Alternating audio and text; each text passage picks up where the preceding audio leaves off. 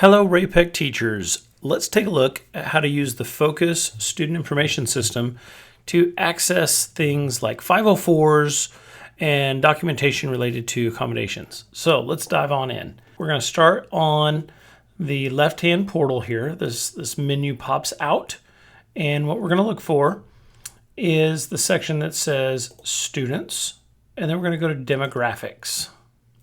Okay, it's going to come to this menu here. You could search for a specific student if you'd like.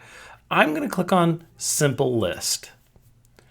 So the reason I clicked on Simple List is because now I see the students who are connected with this particular section of mine. And I can scroll down this list and look for the alert badges. Here's one for IEP, and there's one for 504. Let's take a look at the 504. Okay, so if I click this student's name, next, I'm going to see the information for that student with all these buttons over here, these tabs that you should be pretty familiar with at this point. But up here, it's kind of easy to miss. You'll see other options. We're going to click on SSS.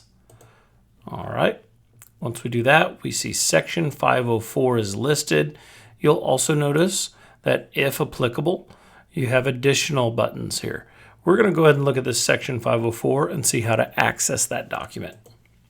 We're going to look at the locked events. Okay, when we click on locked events, you'll notice that it says Section 504 Accommodation Plan and View.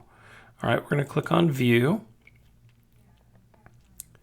And at that point, you'll see right over here on the left, we have the Section 504 Accommodation Plan, Committee Meeting Participants, Supplements, and Uploads if they apply.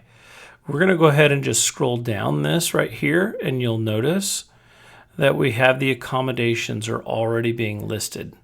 And so if you were to scroll further, you'll see there could be continued documentation. And then as you scroll through, you'll see the testing accommodations, so on and so forth.